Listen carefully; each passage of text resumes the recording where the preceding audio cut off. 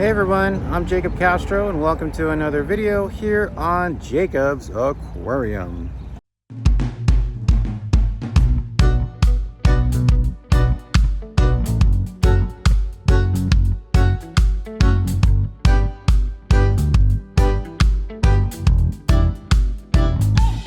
So people ask me all the time, they ask me questions about the pond. They ask me, how do I keep the plants alive? How do I fertilize? How do I protect it against the cold and the heat? And they ask me a bunch of questions. And so far, I've pretty much answered most of them in most of my videos. But I haven't answered the question that gets asked the most, which is, how do you heat the pond? Because people obviously know that aquatic plants really can't tolerate temperatures in the 30s and the 40s and the 50s. They really like it to be 65, 75, anything above 75, you're kind of risking it a little bit. But, plants like a very, just a nice neutral temperature, if you want to call it that. So I don't, keep tabs on the temperature of my pond always, I don't have a temperature gauge or anything like that, but I do have 300 watt Eheim heaters in my pond, and that pretty much keeps the pond at a stable temperature because the plants seem to do fine.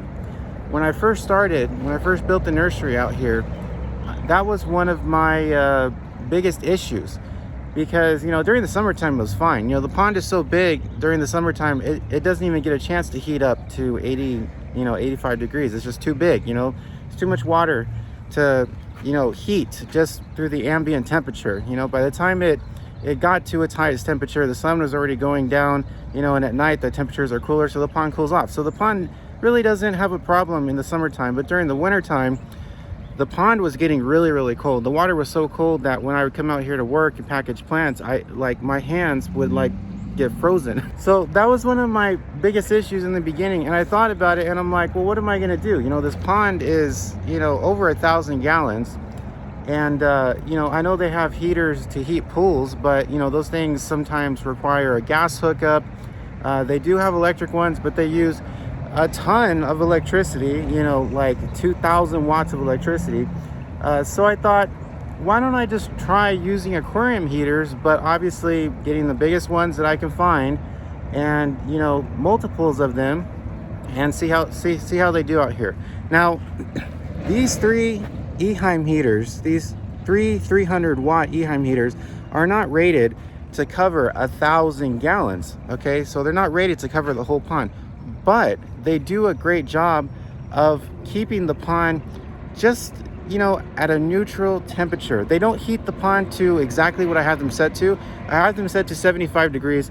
I know there's no way the pond is exactly 75 degrees right now, but it's probably anywhere between maybe 68, maybe 70 degrees, around there. They don't heat the pond to a perfect 75, but they keep the pond at a really manageable temperature so that I can stick my hands in the water and my hands will turn into icicles. So I can come out here and work and not be in pain, because it really is painful when your hands, any legs, whatever, if you go swimming in a really cold swimming pool, you know what I'm talking about.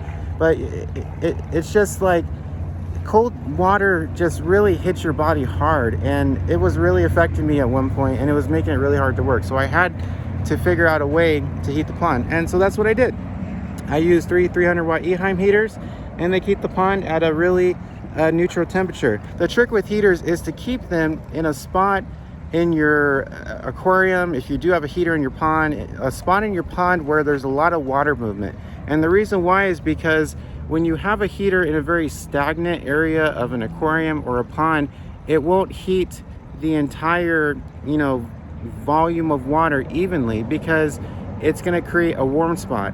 And when it creates a warm spot, that warm spot just sits right around the heaters. It doesn't spread throughout the pond or the aquarium.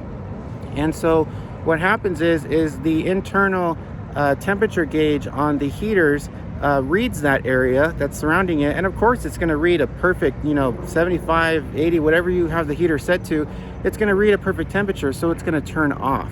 but then the rest of your pond is going to be cold. So to even the heat an aquarium, a pond, whatever, you want to have your heaters next to, you know, the outtake of your filter, a circulation pump, somewhere where there's a lot of water movement, so that there's fresh water being blown past the heaters, so that the internal temperature gauge reads that temperature, because the temperature is obviously going to be different throughout the entire pond. And when you have water circulating, it's going to draw that water that's, you know, 60 degrees at, you know, one end. It's going to draw that water in towards the heaters so it can be heated. So I have my heaters next to the outtake of my pump that goes from my sump filter. And this pump is over 1,000 gallons per hour. So it really moves a lot of water, and the heaters are right next to all that water movement. So it's constantly blowing fresh water over the heaters so that the pond is evenly heated. Because I can go over here to the far end of the pond, and I can put my hand in right here, and it'll be the same temperature. It feels the same as it does at the other end of the pond. So that's all you got to do. So that's a helpful tip for today in today's video. But yeah, to answer that question that people ask me all the time, that's how I heat the pond. Okay, so thank you guys so much for watching. I really appreciate it. Don't forget to check me out on social media. I'm on Facebook, Instagram, and Twitter.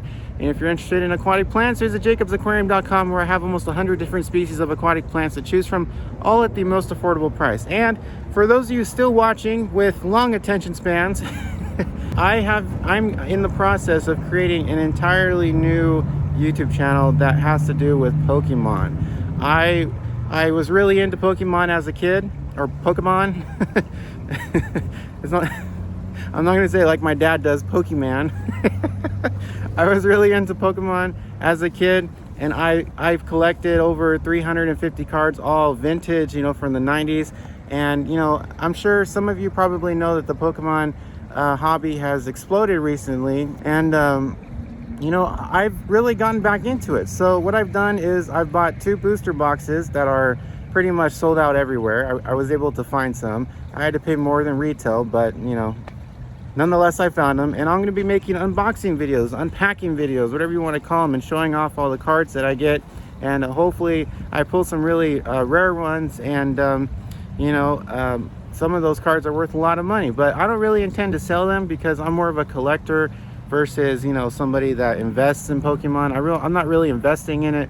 I'm more collecting it, making YouTube videos about it, you know, sharing my experience in the hobby with everybody else, just like I do with the aquarium hobby, you know.